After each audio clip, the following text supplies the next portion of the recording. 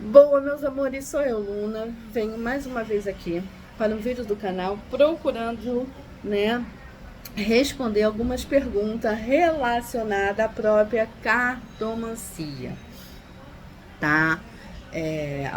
Ao próprio, vamos botar, oráculos de cartas, né?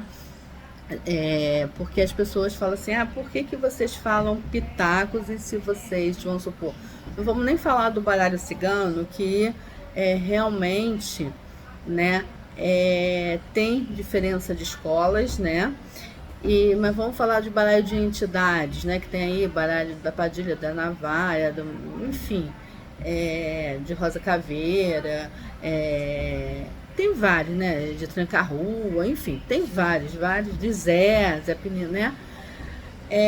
E vocês falam que é pitaco, mas assim como eu, outros colegas de profissão e cartomante, a gente fala que a mão soberana é a mão que cortou, que embaralhou.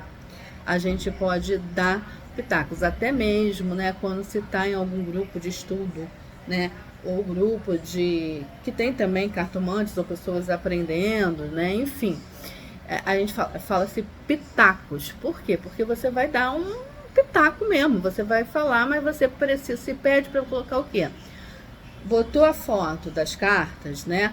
Falar qual a tiragem que foi feita, né? Ou seja, o método escolhido, né? E a interpretação da própria cartomante, oraculista, tarólogo, né? Enfim, por quê? Porque a mão que corta é a mão que é soberana, porque foi ela que o consulente chegou o quê? A ela, foi ela que embaralhou, foi ela que interagiu, a energia toda em relação a ela. A gente não teve uma ligação tão ativa, uma coisa muito mais passiva, vamos dizer assim, passional. A gente vai, de repente, pitacar, ou seja, ou complementar, ou colocar algo, ou falar, não, ó, é isso aí, não tem nem nada que se acrescentar. Mas, e pode alguém achar um resultado todo diferente. Qual continua valendo mais? A mão que cortou, porque é a mão soberana, porque o consulente não é meu, não é de A, de B, de C. Foi da Mariazinha que cortou, entendeu? Que interagiu com aquele consulente, tá? Com aquele cliente, entendeu? Não fui eu, não foi a. Então a mão que corta, a mão que embaralha é a mão soberana, entendeu? Então, por que estou falando isso? Porque houve uma dúvida de alguém que já chegou a outras pessoas e também chega a mim, e às vezes a gente fala, não tenho como interpretar, eu precisaria saber. E se é baralho cigano? Sim, porque eu preciso saber qual a tiragem, eu posso deduzir até que seja um tipo de tiragem, mas não quer dizer que tenha sido. Qual é a escola que a pessoa, entendeu? E mesmo assim não quer dizer que por mais que a uma tenha 5 anos, a mão que cortou de cartomancia, a outra tenha 50 anos de cartomancia, que é que tem 50 anos é soberana. Não, é a mão que cortou que é soberana, entendeu? É a mão que corta que é soberana, porque aí vai entrar, além disso, todo um significado que às vezes, por mais que a gente não concorde, ou que às vezes até fuja, né? Eu tô falando isso, eu vou exemplificar, antes que tenha aí mimimi. Ao significado da carta, não que seja normal e comum, tá? Mas tinha uma determinada carta do baralho cigano que é uma carta considerada negativa, tá? Negativa realmente nas diversas escolas do baralho cigano. Apenas um com maior ou menor intensidade, mas negativa. Só que eu conheci uma pessoa, já tem uns anos aí, num desses, eu e outros, que a pessoa via aquela carta positiva. Positiva, tinha um significado que a gente. E ela explicou o porquê. A gente mesmo entendendo o posicionamento dela por conta da vivência dela, tá? A gente não conseguia perceber, mas ela percebia. E ela jogava para as pessoas e ela dava aquela interpretação e funcionava para ela. Agora, quer dizer que se eu fizer isso vai funcionar? Não, porque eu não consigo associar aquela carta. E assim, minhas colegas cartomantes, tarólogas, oráculos, quando eu tô falando cartomante é no sentido de pessoas que mexem com os oráculos de carta, tá? Não conseguia ver. Assim, a gente entendeu, a gente percebeu, mas não é uma coisa que estava dentro daquele contexto, porque realmente a cartomancia tem a parte intuitiva, sim, mas antes de tudo é o estudo, né? É o estudo, é o estudo. E essas interpretações internas vai ficar. E se a pessoa chegou a você, ela que interagiu, ela que embaralhou, ela que cortou, né? Mesmo que não tivesse cortado, mas foi ela que interagiu, né? Ela que jogou aquela energia dela e fez a interpretação. E claro, se a pessoa chegou a ela, é a lei da atração. Chegou, né? E é ela que vai, tem um porquê, né? E vai aceitar que e chegou algo bate, entendeu? Porque a gente não consegue ver. Agora, eu não posso, a partir do momento, apesar de ter, eu poderia começar a associar se isso para mim realmente tivesse algum sentido, mas não tem. Eu entendi, mas para mim não tem, assim como também para minhas colegas não tem esse significado, não tem esse sentido. Mas a pessoa tem e a tiragem dela acertou. Então não tem essa, tá, gente?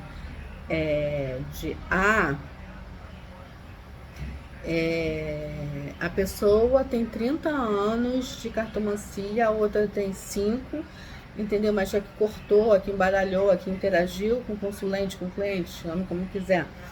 Foi a de 5 anos, a de 30 anos é a mais... Não é por aí, tá? É justamente como a gente fala, a mão que corta, a mão que abriu as cartas, né? Corta de que abriu as cartas, tá? Nesse sentido. É a mão soberana, é a mão que manda, tá? A gente pode pitacar, mas a gente não pode chegar e dizer, de fato, a minha interpretação é a... Então, não adianta às vezes você chegar com o jogo e falar, principalmente pessoas que às vezes jogam com várias cartomantes, uma cartomante fala uma coisa, outra fala outra. Mas aqui, ó, o jogo dela. É o jogo dela, gente. Qual é o baralho, dependendo do baralho, qual a escola, qual a linha de pensamento, qual o método que ela usou, entendeu? E não quer dizer que, entendeu? E no meu jogo, a mão soberana é a minha, não tem jeito, entendeu? Isso quer dizer que não possa haver erro? Pode, por quê? Porque cartomancia não é uma ciência exata. Até na ciência exata, porque eu sou formada numa área exata, né? Em termos de universidade, né, de faculdade, né, a gente trabalha com probabilidade, a gente trabalha com limites, a gente trabalha com dízimos periódicos. Então, por exemplo, as pessoas usam, né, matemática financeira, quando eu fazia, as pessoas geralmente é 4, 5, nas provas a gente usava a dízima periódica de 10 casas decimais, para tentar o máximo ter uma exatidão, e mesmo assim sabia-se que tinha um erro. A gente fala de limite, derivada, entendeu? Mas ainda assim é ciência exata, porque 1 mais 1, você tem um ovo, mas um ovo é 2 ovos, né? É ciência exata, é exato isso, né? Mas a cartomancia não é. Então, esclarecendo com relação a isso, tá? Uma outra coisa, tá? A carta, ela não é uma... Cartomante, ela não é vidente, gente, ela não vê futuro. A gente pode acertar muitas coisas, porque a gente trabalha com uma previsão, com uma tendência, com uma probabilidade. Então, existe às vezes muito acerto. As pessoas dizem, mas ela acerta tudo. Não é acertar tudo. Fulano, aluna, acerta tudo. Às vezes a recomendação vem, não, fulano, porque você sabe. Não é uma probabilidade, é uma tendência, né? E a finalidade da carta, realmente, cada cartomante tem gente que acha que a carta é só para prever realmente o futuro do outro. Cada cartomante com seu objetivo, mas pelo menos a maioria das cartomantes com quem eu tenho algum contato, que são minhas amigas, é para esclarecer, é para a gente ajudar, é para a gente até, de repente, abrir, né, expandir a consciência, a carta vai mostrar outros ângulos, né, que de repente você não percebeu, ou confirmar aquilo que no fundo você já sabia, né? Mas não é vidente. Então, ela pedir determinadas informações não tem nada de errado, tá? É porque uma mesma carta para determinados